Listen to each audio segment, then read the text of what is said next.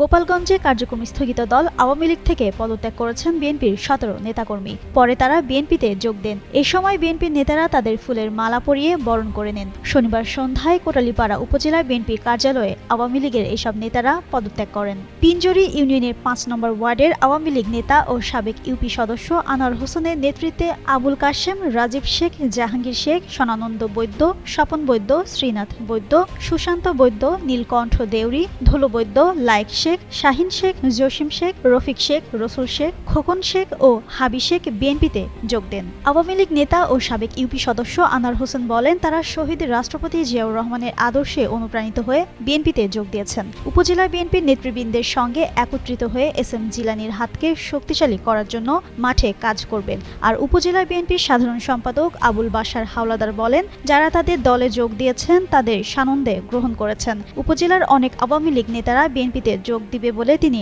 আশা প্রকাশ করেন।